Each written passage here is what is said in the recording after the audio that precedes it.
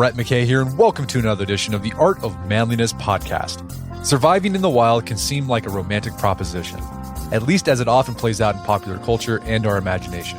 We picture ourselves confidently navigating the obstacles of nature, pulling trout out of mountain streams, and building a snug shelter inside a tree. But the reality of wilderness survival isn't so rosy. Few people know that better than Jim Baird. Jim and his brother won the 4th season of Alone, a reality show that's actually real and leaves contestants in the wild to face the elements and live off the land. Today on the podcast, Jim shares his experiences surviving on Northern Vancouver Island for 75 days and what he learned from them as to what's true about survival and what's simply a myth. After the show's over, check out our show notes at aom.is/survival myths.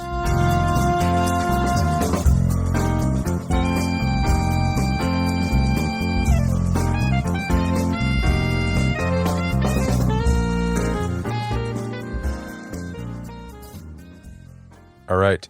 Jim Baird, welcome to the show. Hi, thank you for having me, Brett. So you and your brother were the winners of History Channel's survival reality show Alone. For those who aren't familiar with the show, what's the setup and how long did you and your brother last on it? Okay, yeah. Well, Alone is a legit survival show. There's no camera crews. You have to film everything yourself. One of the things they do is they teach you in depth how to capture footage. So you have to not only survive out there by yourself, but you also have to film it while you're doing it, which makes it way harder because you have this other whole task at hand on top of just trying to survive, right? So it's like another enormous job you have to do. And how it works is that there's typically individuals go out there alone, film their survival stint, and then whoever lasts the longest wins $500,000 big ones. Now, on the season my brother and I were on, instead, each season has sometimes a little bit of a different twist. Well, ours had a big twist because they did teams of family members. There was brothers, there was father and son, there's even husband and wife. However, those team members had to start separately. So they're calling it Alone, Lost, and Found. So literally, I'm dropped off by a helicopter in the wilds of Northern Vancouver Island. I have a very small amount of rations, probably the equivalent to like a light lunch. I have a compass. I have basic survival equipment on me, no map. And I'm told, you have to find your brother. He's at the end of this compass bearing.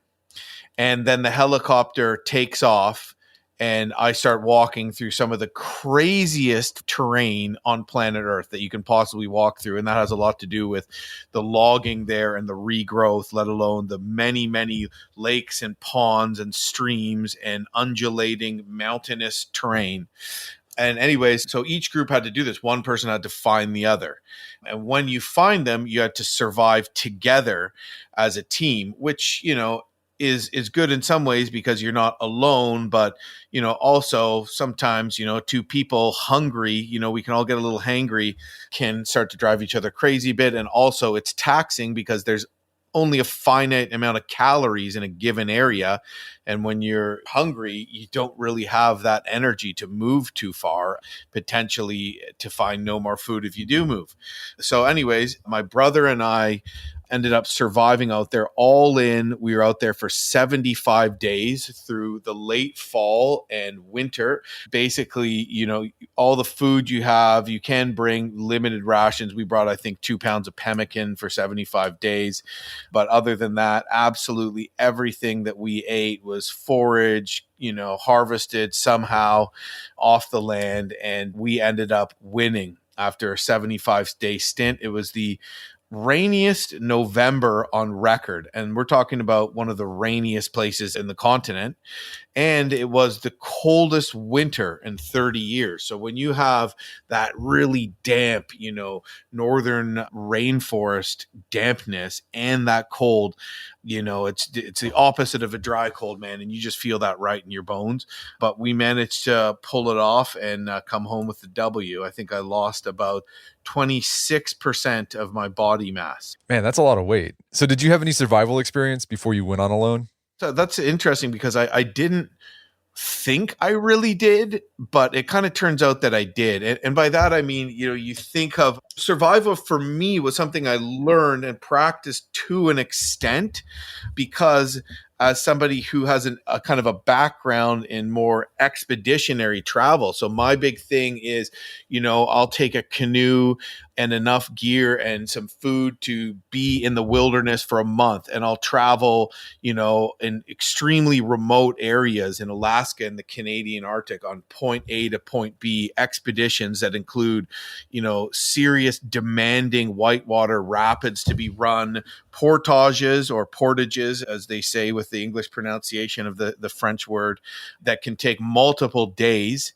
And, upriver travel and all this kind of stuff. Sometimes I'll do those alone. I'll tackle some of the most demanding whitewater rivers. For example, in the Yukon Territory, I've traveled across northern Quebec and Labrador, well off of the road system. So, I do this. I've walked, solo in the Arctic in winter on remote trips that have taken up to 36 days. So, that same year before going on alone, I walked solo across the northern Ungava Peninsula, essentially Arctic Quebec. And that was a 36-day solo expedition in the winter. So, but I'm not like lighting bow drill fires. I'm not, I'm not eating lizards and flint napping arrowheads. And I'm not doing these kind of core sort of skills and activities out there that you typically might relate to survival. So I wasn't really sure how well I would do against people that have those sort of raw traditional skills. However, it turned out that, really just having real bush time, real outdoor time in real places where you're forced to, get a fire going, or you're pooched or you're hypothermatic, where you can't just kind of go back inside or walk back to your truck. So those real situations and the drive to push on when, things are scary and things aren't going well and you don't have any way to get out of there other than, on your own 2 feet. So those things proved to be the survival skills that were really helpful for me out there. So you mentioned contestants on Alone are able to bring a certain number of items with them. You guys brought some pemmican. Like, what else did you guys choose to bring? And did they turn out to be what turned out to be the most helpful and useful? Yeah. So, everybody can bring stuff. So you get 10 items. You also get some items that you automatically are allowed to bring too, like clothes. I think a sleeping bag was one that you automatically were allowed to bring.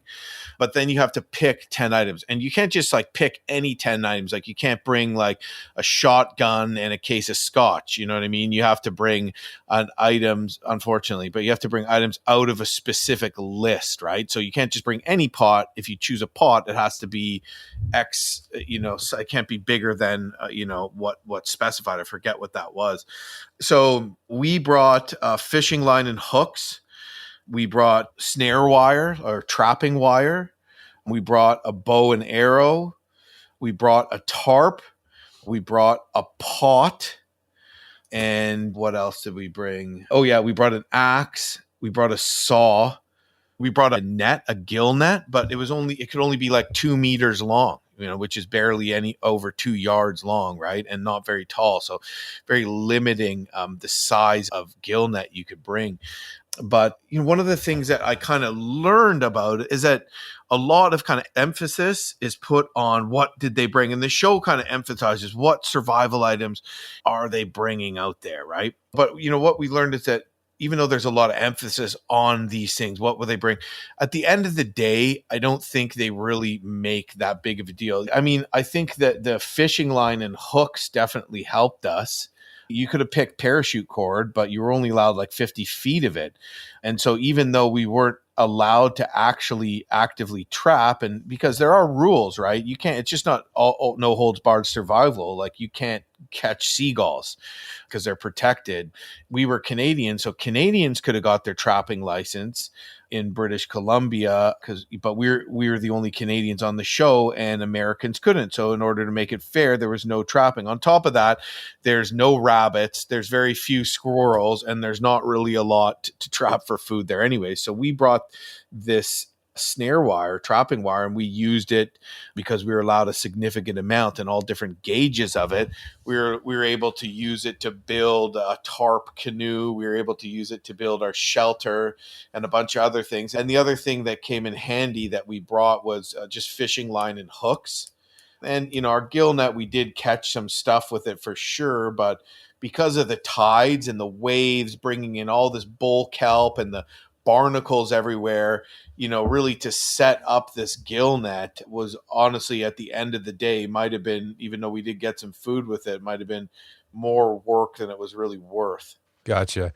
So the fishing net, the fishing line came in handy. Sounds like the saw and the axe came in handy for firewood. That looked like it. That was very useful. That's true, actually. Yeah, that's true. We brought this big saw. I don't know how good it really was in the end. We should have brought the saw I had more experience with. But yeah, I think, cutting wood, because it was so cold out, to be able to cook, warm up, dry stuff out, I think, and just for morale, I think that was pretty important. The bow and arrow, not useful. Well, you know what? It's like, so the rules were when we were out there is that, first of all, there's very few deer on Vancouver Island, right? So we could get a deer, but we were only allowed to get a buck, and you weren't allowed to get a doe, which greatly reduces your odds. And then we were allowed to get bear. However, we weren't allowed to bait bear, which we could have gotten some, rotting fish or whatever and baited bears, which is, the way to do it, really. And so that's pretty much a shot in the dark. Also, on a lot of other seasons on Vancouver Island, there's bears everywhere. Well, we got in a little later than other seasons, significantly. And, bears are smart. They knew that it was probably a cold winter on the way, and they decided to just shut her down. So, sometimes they don't even really hibernate on Vancouver Island because it's, warmer climate. But I feel like they did that year because they knew that, the coldest winter in 30 years was upon them. So you guys were dropped off separately. How far apart were you separated, and how long did it take you to get back to each other? Yeah, so we were only 10 miles apart, which seems like, the thing you can kind of bang off in an afternoon. But what most people don't realize is how far that really is. It's quite far north, and daylight was already minimal. So we weren't getting much daylight. It wasn't safe to travel at night. So we weren't even allowed to travel at night. And the terrain was so crazy that 10 miles took me 8 days. And, you're talking about, I remember one time I was traveling and there was a bunch of trees that had fallen down on top of each other and were all crisscrossed. And then there was this dense salal bushes growing up everywhere that's hard to penetrate. And I'm using all my energy carrying a pretty heavy pack, and I climb way up all these crisscross trees stacked on top of each other on the side of a hill. And I climb way, way up this thing, probably 20 feet in the air. And I step over and I climb all the way back down and into the bushes. And, I'd made it like 3 yards, and that to get up and down probably took me like 20 minutes. Then I struggle pushing myself through, trying to stay on my bearing, climbing up. Like there was one part where it would have been considered a technical climb for me to just get up a cliff that I couldn't really get around to stay on my compass bearing.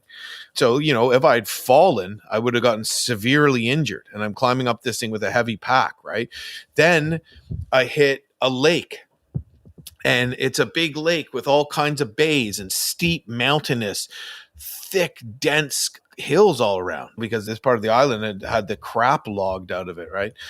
So, so then you got to pick a bearing, you got to pick an object that's on your bearing on the other side of the lake. And then you got to walk around the lake to get to where that object is. But you'd be surprised at how hard it is to tell where that object is when you're on the other side of the lake. So then you typically, what I would do is I'd mark the other side where I'd take the bearing from. But, some of these lakes were big and it's hard to see things across the lake. So I'd get sticks, or I'd look at my back if there's a tree that was, obvious, it stood out. I'd just use that, but I'd be sticks in the water and boughs, and I'd try to mark that. And then I'd go and weave my way all the way around this, walking on the shore, and then try to pick up my bearing, and I just walked this enormous distance out of my way, and to get to the other side of the lake, which might have been, 300 meters, right? And so 10 miles walking through this is extremely different than what one might think in a typical situation walking 10 miles would be. Plus, you also are dealing with the lack of food. All I was eating out there was wild mushrooms. And I just grabbed like a gator, because one of the things we were allowed to bring is like ankle gaiters. So I used that as a bag, and I tied the end together and I clipped it to the strap of my bag up by my shoulder, upside down. And as I'd travel, I'd collect oyster mushrooms and winter chanterelles. I'd be throwing like banana slugs in there. I had an opportunity to try to get a grouse, and I whipped a stick at it and missed by 1 inch, which was, devastating. And yeah, man. And that's what I do. Every night I get to camp, I'd set up my tarp, and then you got to make a fire. And when everything is soaking wet, soaked, it's very hard to get a fire going. I can do it. It just takes time. You don't have a lighter, so you just have a ferrocerium rod, which throws out sparks. So what you got to do is, it's driving rain. You're soaked. You got to find a standing dead tree, because anything on the ground is going to be pretty much soaked right through. A very challenging work to whittle out the dry center. So it's the inside of the tree you want. So the inside is dry. You got to bring that under your tarp. You got to split it out. You got to whittle little feather sticks, like little curls that'll light from a spark. I'd be taking usnea moss, which is called old man's beard, drying that out, keeping it with my sleeping bag in a waterproof pack, to try to, like, a waterproof compression sack, to try to keep that dry, to use that as tinder, but you're looking at like a long process to get a fire going, probably a couple hours to get a fire going, because you got to whittle your tinder, then little, matchstick size pieces, then cigar size pieces, then bigger, and then eventually you can start putting the wet stuff on. So it was a process. And then I cook up all my mushrooms at night, and I'd eat a whole bunch of these soggy boiled mushrooms. The other thing I tried eating was lily pad tubers out there, and I reboiled them a few times, but they still almost made me barf because they're just so bitter. And yeah, and then I put them in my hat, and I'd wake up the next morning and I'd just eat these like soggy, ice cold mushrooms the next morning. There'd be like the odd slug in there. I'd just eat it. I called it the breakfast of champignons. And then I'd pack up. I usually set my tarp up in such a way that it would collect water, because it was always raining. So I'd be able to scoop rainwater out of the back of my tarp. I put rocks there to kind of make a little catch. And then I just keep going the next day. But it was very mentally challenging, because you don't know if you're going to get there that day. Like, you don't have a map, right? And I guess this is kind of the reality too of a survival situation. You don't know if you're going to be saved that day or never, right? It could be the next minute. It could be, years. It could be never. So it plays with you mentally. And so I keep traveling, and thinking that I was going to get there. And I think what they thought when they gave us this mission was going to be like 4 days. So they kind of alluded that, it might be like a 4-day hike. I don't think they realized it was going to take us this long and be that challenging. So yeah, it was really, really, really, really hard. Yeah, it looked hard. And I think the thing I learned from that is never underestimate a hike in a survival situation. Because I think people typically think like, oh, I've been on a 10-mile hike before. Not a problem. But you're on a trail. You guys didn't have trails. You didn't know when the hike was going to be over. You had to deal with the weather. Like sometimes I saw some people, they didn't even hike on some days because it just rained too much. It was just downpour. Yeah. And then the calorie element really came to play. I mean, you could see a lot of the contestants, they'd start off strong, but then as the days wore on, they got slower and slower because they just didn't have the calories. Yeah. Yeah, like no way I could have done that survival hike on day 75, right? But because at the beginning I could really push myself despite the fact that I wasn't eating anything for, other than these mushrooms, right? So, and I'd try fishing, but, it's kind of like, you think you don't have a boat, right? And you come up to these ponds and there's, probably trout in them. There's probably small rainbow trout in them, right? But, the spot that you come out in, it's like the water's like 6 inches deep, for many, many feet out from shore, and there's not going to be any fish there. You don't have a boat, really. How do you get out to where there might be fish, without putting in a lot of effort and then potentially not catching anything? So I tried to fish in these lakes, but I think maybe the fish were just deeper, and then maybe over on the other side of the lake, that could be a good spot. And then you bushwhack all around the lake, and you're going through mud, and you're trying to follow the shore, but there's boulders, and you're on the side of a steep bank, and it's super hard, using a ton of energy. And then you get over to the spot that you thought would be good for fishing, and you look down and it's too shallow. So, I was trying to fish. I maybe had one spot, and I put a lot of time trying, but I couldn't even get a bite. And, I think maybe by that time it had just gotten colder, and the fish had moved to deeper water, far away from shore. So I think that a lot of people think, oh yeah, we're going to catch fish. I think sometimes because of those logistics, like I explained, it can be more challenging than you assume it might be to actually catch fish in a survival situation. We're going to take a quick break for a word from our sponsors.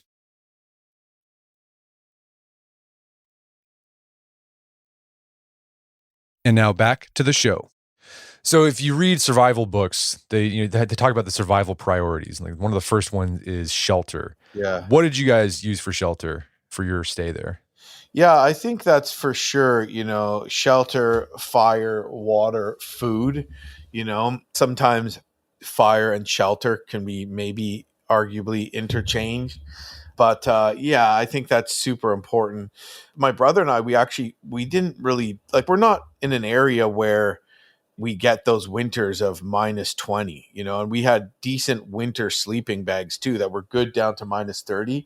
Of course, they don't really block wind. So we basically ended up building. My brother was more or less sleeping in a tarp tent.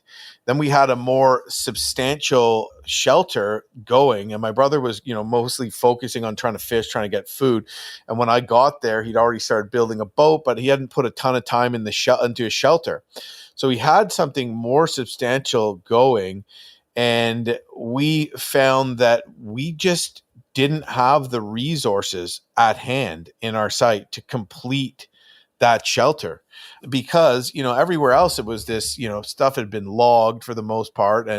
But as we got to where our specific site was on the coast, there were no small trees. Everything was these gigantic trees, right? So 1,000-year-old, 2,000-year-old cedars, and probably Doug firs and hemlocks, a lot of massive old hemlocks. And you can't chop those down and drag them over to build a shelter.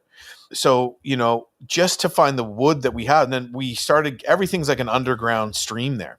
So we had torrential downpour for days and days and days. And or even where we had our fireplace, under the fireplace, there was like a stream going through. And when our fireplace dried out that dirt so much, it collapsed into an underground stream. So there's so much water, everything's so wet. And if it rains enough, that underground stream starts to come above land. So it's really crazy if you're not used to this kind of environment. You can be, set your tent up on a spot that looks perfectly dry and flat, and be sitting there, all tickety boo, and you get a ton of rain, and all of a sudden your tent is in the bottom, pitched on a creek bed, right? So this started happening to us, and in watching the show, a lot of other people got swamped out. So my brother and I saw this was going to happen, and in the middle of the night, we ended up basically building a raised platform. So no matter what, if it flooded and if the bottom of our shelter turned into a stream, we would be off the ground. But I think it took 21 logs to build that platform. And that was all the small logs we had in our entire area, right? So I'm talking about, hemlock is heavy, man. Hemlock is a heavy, heavy wood. It's technically a softwood, but it's probably the heaviest softwood. So, imagine you're already gassed. I already walked, for 8 days bushwhacking through hell, eating freaking nothing but mushroom, to show up and still have, minimal food rations, working a lot, expending energy to try to get more food. and then, putting whatever time we have into building this shelter, and then all of a sudden having this push because we're about to get flooded. And at night, probably 2 weeks into this, with never having really a proper meal yet and expending a ton of effort, I'm bushwhacking in the dark, going through like steep up and down hills, like abrupt, steep up and down hills through dense bush, trying to find smaller trees, chopping down these hemlock and dragging them back, trying to keep boughs on them, trying to keep branches on them too, because we utilize those boughs as kind of a bedding mattress, pulling them through, cutting them up, laying them down. It took over 21 of these logs, and we're talking about, 2, 4, maybe 5-inch thick logs, to just make a platform for both of us to sleep in. And then, stakes and a ridgepole. And after that, there was like no other material really for us to build a proper shelter. So we ended up basically just deciding that, what we do is we just pull back on this bigger kind of shelter idea, sort of like a smaller kind of cabin idea. And we would just build this raised bed and then make like a tight A-frame. So we just had like a sleeping platform, and it was open at both ends. So we'd have to crawl in from either ends, but it was like an A-frame with a tarp, right? And then we had another tarp just adjacent to that, outside, where we would have our fire. And that's basically all the shelter that we went with for the entire time. Now we planned on getting out there and not going crazy with the shelter, sort of maybe getting more established before putting a ton of energy into building a shelter, because we don't need the comforts of home so much. My brother and I, we don't really care about that so much, right? About a good shelter. Like, we'll just sleep outside on the dirt, really, right? So it ended up kind of becoming okay. But what we did, because we had this really cold winter, is we would cut firewood. And then as we were cooking our food, we'd heat up all these rocks around the fire. I don't think they showed this in the show, but we'd warm up all these rocks. And then we'd just tuck all those rocks in our pockets at the small of our back, down by our feet. And we'd have a toasty warm sleep, because we had this wonderful heat source keeping us warm all night. The shelter thing was really interesting to watch all the contestants. You're trying to figure out, because it was basically, you're always doing these calculations. Like, okay, we can invest a lot in a shelter, but if you invest all that time and energy in a shelter, well, man, you're gonna wear yourself out. Yeah. But then also, as you said, there's the risk of, okay, you build this nice shelter, but then it's going to get flooded out. And so I one of the takeaways I got there, maybe when you're in a survival situation, simpler is probably better when it comes to shelter. I think, yeah, as simple as you can do it, but it really depends, right? Like, when the season alone, when they're up on the Great Slave Lake in the Northwest Territories, north of 60, you need that, or you're going to freeze to death. You need a much more, as simpler as you can build it, the faster, as long as it's efficient. It's about efficiency is what it's about, right? And, that is mandatory.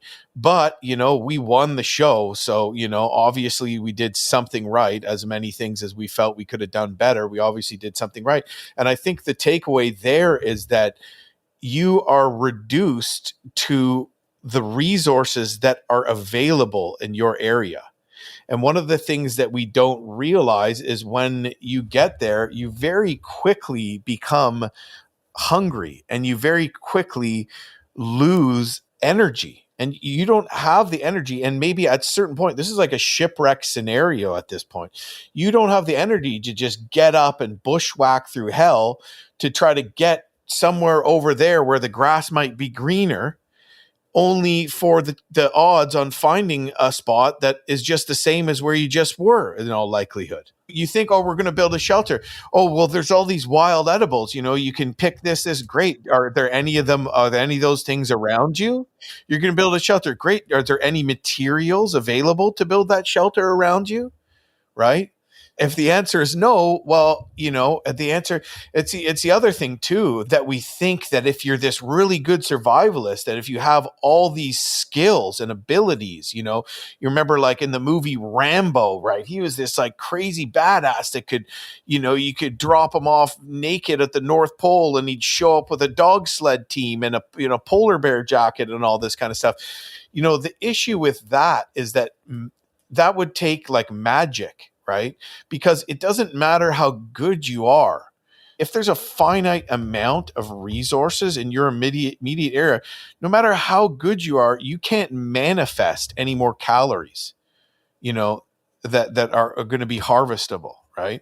So you really are limited to that reality, when you're out there in a survival situation. So sometimes you have to adapt, you have to do the best you can with what you have, but even no matter how good you are at times, you might not be able to get a sufficient amount of food. And we've forgotten so much how much food we eat, right? We've really lost touch with how much we eat, because you don't realize that if you're expending all this energy and time goes by, you can't just get one more big meal and be right back where you were a week before after eating nothing, right?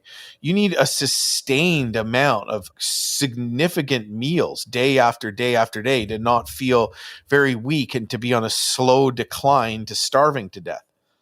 Yeah, that was, I think, the biggest challenge was food for the contestants who made it past the first few weeks. What I thought was amazing, or what I thought was interesting, is a lot of the contestants, they washed out really fast because they just weren't mentally ready for it. But also some, there's like little things, like they just slipped and you fell, and you think if you were in civilization, that wouldn't have been a problem.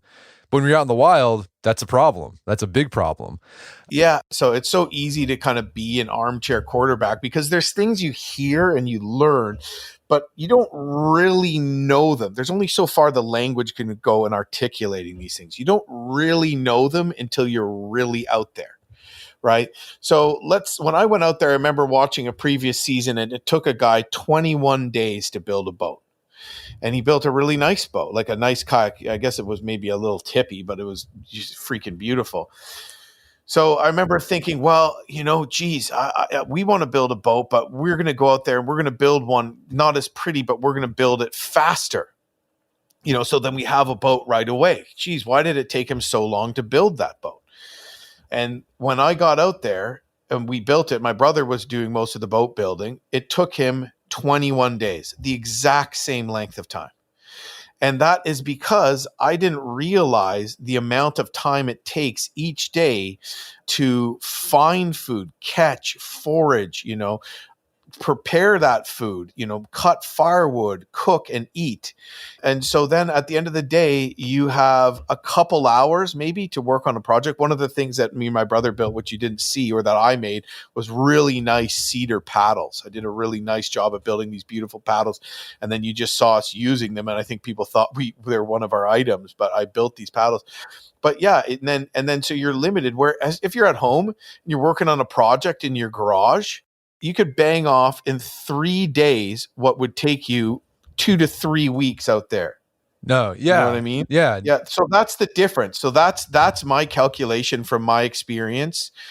3 days a project. Okay. So me and my brother, just for another little video that we did for Field and Stream magazine, building a tarp boat that we shot. It took us 2 days. It was a hard 2 days, but it took us 2 days basically to find the materials and build this tarp canoe. On a loan, that took us 3 weeks. Right. And just kind of let that sit with you for a minute and compare that to so many other things. And that's something that I think we really don't understand. And so that brings us into kind of one of the myths, which is in that article for Field and Stream magazine that I wrote. And this is sort of a myth that I've never really, I've read other articles on survival myths, but I've never seen this expressed. Probably because most people have never fallen into a situation where they need to survive long-term like I did, and sure as hell didn't do it for fun to test these things out, because they didn't have a $500,000 reward. So yeah, you look at these survival books, then they have all these cool things in there. You know what I mean? And they have all these different kinds of shelters, and they have all these different kinds of traps, right? And then you look at them and you're like, oh, maybe we'll build 2 shelters. We'll build a shelter like this here. And then, it's good to know all these different kinds of shelters. Don't get me wrong, because each shelter might take different materials to build, and those materials may or may not be at hand. So the more different types of things you can build with, the better.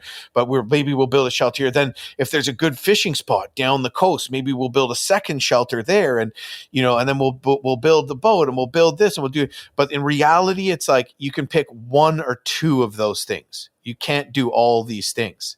Right. And so it's kind of a myth that you look at this survival book and you think in a survival situation, there's all these things that I can do. But in reality, you can't really. You can do like one or two of them, and you have to choose wisely, because it could, what you spend your energy on will potentially waste all that energy. And then you won't have the energy left to do anything else that actually would help you. Right. So it gets to a point where you're constrained by the walls of your own weakness. Yeah. I mean, it was interesting to see all the contestants, like the last three, like when they started doing things, they just talked in terms of calories. Like, well, that's going to take a lot of calories. Totally. So maybe I don't do that. Yeah. And, I mean, so you mentioned, so one of the myths, so you wrote this article talking about the myths of survival. You mentioned one of them there is like you can complete a whole bunch of survival projects or like these bushcraft projects. And you're saying, no, you're limited. It's going to take you a lot longer because the calorie restrictions is going to prevent you from doing that. The calorie restriction, but also the amount of time that it takes you to get those calories, to find those calories and then eat them. You can't just work all day after day on projects. Right. Maybe at the very beginning for me, all that energy was soaked up through my hike. Right. So I think the takeaway here is that a lot of people think when they're out in the wild, they're going to be able to do all these survival projects. But projects, they take energy takes calories, and then getting calories when you're out in the wild, that just takes a really long time. I mean, it's like most of your day trying to get food. So you're just not going to have either the energy or the time to do very many things. You and your brother did attempt a couple survival projects. You built a crab trap, and that it seemed promising, but then you ended up losing it. It sunk. And then you also built this really cool tarp boat, but then you found out using it took a lot of effort, and then the fishing didn't turn out to be as effective as you hoped. So beyond the fish you did catch, what did you and your brother subsist on? The other thing we could get was limpets, and we learned that limpets are like these sort of half-shelled snails that cling to rocks, and they're very hard to pry off. And you can't see very many of them in the daylight. But what we learned was that at night is when you get these kind of super tides, and the tide would go way out.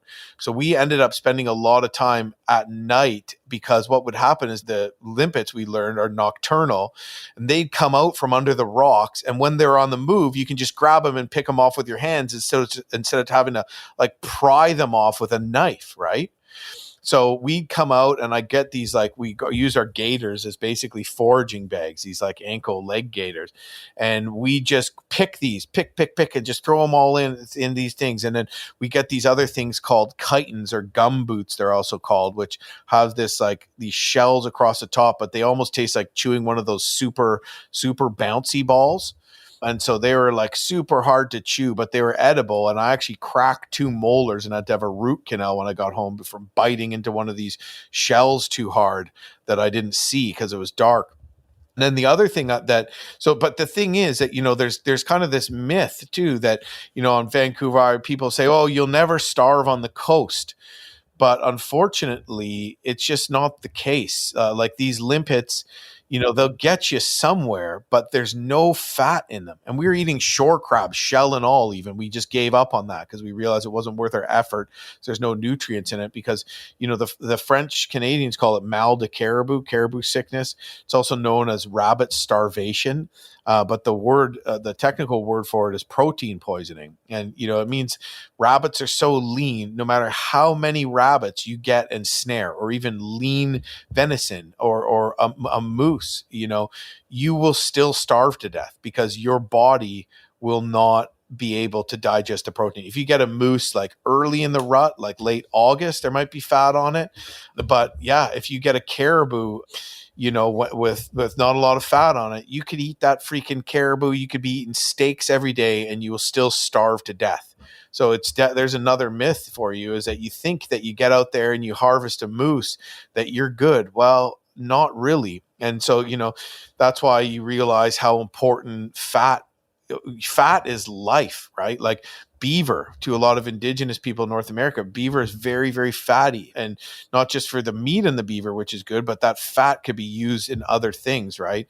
Black bear has a lot of fat on it, right? Waterfowl, that's one thing I forgot to mention in the article. A lot of people, once people got shotguns too, especially like the Northern Cree on James and Hudson Bay, where there's a lot of migration paths, would focus on, a lot of them would eat geese and fish. They wouldn't even, sometimes they get some meat, some caribou, some moose, but they'd focus mostly on their diets for, waterfowl and fish, because waterfowl are really fatty. But without that, you'll starve. And so that's what was happening to my brother and I. We were focusing on these chitons and these limpets and shore crabs. And one night I went out and I picked 1,000 limpets, and we'd boil them, and we'd eat and we'd eat and we'd eat. And it just wasn't doing it for us. It was the weirdest feeling. But one thing we did have was we got into these things called gunnelfish, which are basically these gross writhing eels that can kind of breathe out of water. And they'll kind of hide, and breathe just through the kind of moisture on their gills, and they'll hide under the rocks at low tide. So we go out when the tides are out, and we lift these huge boulders and flip them over. And we, but close to the end, we'd be like literally blacking out. We'd have to sit down because our energy levels were so low. And there'd be nothing. And you lift up a huge boulder and there'd be nothing. You'd sit down. Then you lift up a huge boulder and there'd be like 5 or 6 of these gunnelfish. And, some of them were not longer than your pointer finger. And some of them were some of the biggest fish we got the whole time. Like some of them were a foot long. And you try to stab them. We just start stomping on them. That's how we figured how we kill them the best way is you'd stomp on all these things. So that was actually some fish. And it was like a sour tasting fish. It wasn't good, but that's actually was still fish. So I think even though we weren't able by angling methods really to get as enough fish to sustain us as long as we did, we were able to eat all these gunnelfish. And that's what probably won us the show. Okay, so I think it's interesting. Even if you're eating food, it doesn't mean you're getting nourished necessarily, because you got to have that fat component. Yeah, and that's definitely one of the myths. Like who thinks that you couldn't go out there, especially after the rut, which is a moose, which is the, ungulate, of the deer family, their mating season, moose, elk, caribou, and all the different types of deer, white-tailed deer, mule deer, black-tailed deer. You'd think that, you get a moose and you're good, but it's just unfortunately not the case because you need more fat, or you just cannot digest that protein, and you will still starve over the winter. So something you said you found out through this experience on Alone is that practicing survival skills is not the same as practicing survival. What do you mean by that? Yeah, absolutely. That's, and that's kind of what I was getting into when, my concerns about going into this. Well, am I really like a survivalist?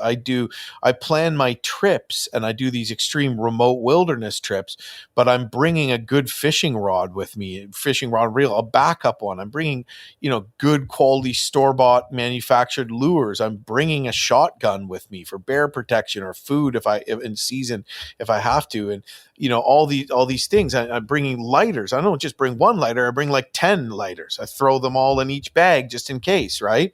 But what I realized is that, so put it this way, practicing survival skills and real survival are two very different things. We could head out into the backyard and we could practice lighting a bow drill fire. That would be fun, but, an enjoyable kind of skill to learn. But try that when you're exhausted, soaking wet, you have to source all the parts. You just walk through hell for days on end. You haven't eaten a thing on days on end. And if you don't get this fire going, you're going to die of hypothermia. Like that is terrifying. It is not fun. It's not a situation you want to be in. So what happens is that somebody can learn a lot of different really cool survival situations, survival skills, and bushcraft skills. But if they're never actually using them in a real scenario, in a scenario where they can't just walk back to their truck or walk back into their house instead, if it starts raining, they're never actually going to learn the actual mindset that survival actually takes. And so I remember I was on this trip and we were getting the tail end of Hurricane Irene in Labrador. And we were living like off of fish and berries for almost a third of our calories. And we did hunt some wild geese and stuff. And we were on a 33-day expedition. And we were soaking wet. We were cold. It was miserable out. And I said to my buddy Marty, Marty's like, oh my God, how are we going to get a fire going? And I'm like, don't worry, Marty, this is a good opportunity to practice how to rig a tight camp when it's cold and raining. And he looks at me, he's like, this isn't practice, man. This is the real thing, Jim. And I just remember that being so funny. But sure enough, because I'm a nerd about this stuff, I cut down that standing dead tree. I set up the tarp. We get a fire going under the tarp, and we eat in the smoke and everything like that. And those situations I was in, are the situations that give you those survival skills that you can't learn from a book, that you can't learn on YouTube. And that skill is just being able to not give a crap. And not giving a crap is probably the best survival skill. And the only way you get that skill is through real bush time. And typically that needs to be in areas that are pretty remote.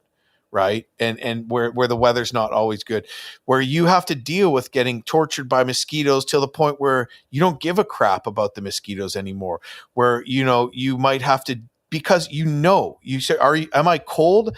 Or you've been this cold before and that, I am cold, but I'm not going to get hypothermia. So I'm just going to stop thinking about it because it's not really an issue, because you've had that experience where for somebody else might be scared. Right? They might be scared that they're in danger. They might know all these survival skills, but they don't really know if they're in danger or not, or they're just not used to the discomfort. And a way you start to realize that you're getting this skill is through, let's say you're out on a long adventure on a camping trip with other people and you're still having fun and they are not having fun anymore. You're in the exact same situation as them. They're starting to complain. They're miserable. You're still having a wonderful time. You're in the same situation than them. It's just that you have learned to not give a crap anymore because of your experience on being able to rough it and knowing that it doesn't matter. And so that essentially is the best survival skill to have.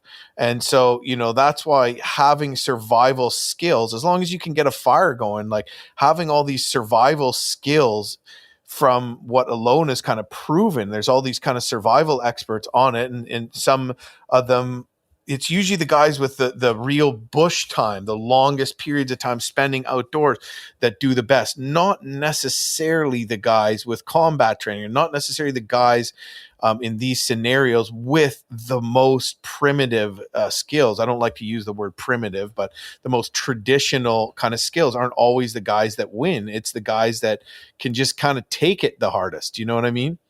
Yeah. So yeah, that's the key to the mental game. Just don't give a crap. I think you can apply that. That's applicable to anything in life. Just don't give a crap. Sure. Yeah, I like that actually. I should start applying that to other like trolls that troll me on my YouTube channel. Right. Yeah, you should trademark that. Don't give a crap. So you mentioned at the end of this thing, you lost about 25% of your body weight. Like, what else health-wise? What were you guys like? Did it just totally wreck you physically? I would say, yeah, like I was pretty ripped afterwards. My brother was like kind of like looked emaciated. Like maybe because I might have had just a little more fat and muscle than him going into it, even though I was bigger. So technically I'd take more calories to go into it. So what they tell you is they give you kind of a refeeding program. And this is part of the torture. You can't just like get back and just like hammer a freaking pizza, right? The torture continues because you have to slowly wean yourself onto food. You can't even eat anything. You'll like vomit if you try, right? And if you eat like a whole bunch of sugar all of a sudden, it can be like really, really bad. It could trigger horrible reactions in your body that could like, kill you even. So I ended up kind of weaning myself back on, but then I kind of started going a little crazy. I had something called iritis, which is like arthritis of the eye, which is caused by refeeding syndrome. The doctors like don't know anything about this because which is testament to our society. Very few people are starving to death anymore.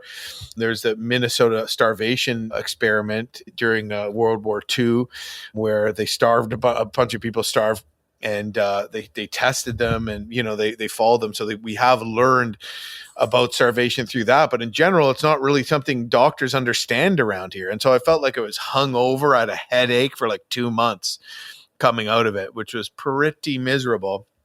And then eventually I was okay afterwards. But yeah, if I had been a little stricter on a refeeding program regimen, I mean, the only thing doctors are kind of used to is the same thing that like a severe alcoholic who's not eating any food, who's malnourished, might experience when they stop drinking because they've malnourished themselves. That would be like the only kind of comparable thing that doctors might deal with nowadays on average. So Jim, this has been a great conversation. Where can people go to learn more about your work and what you're doing these days? Yeah, I've been putting a lot of time into YouTube, doing some awesome adventures, survival stuff, and all that. Check out Jim Baird Adventurer on YouTube. I'm also on Instagram at JB Adventurer, and Facebook too, Jim Baird Adventurer. So follow me online, check out some of my videos, and drop a comment and say hi. Fantastic. Well, Jim Baird, thanks for your time. It's been a pleasure. Thank you, Brett. Thanks for having me. My guest today was Jim Baird. He was one of the winners of season 4 of Alone. You can find more information about his work at his YouTube channel, Jim Baird Adventurer. Also check out his articles on Field and Stream, and check out our show notes at aom.is/survival myths, where you find links to resources where you can delve deeper into this topic.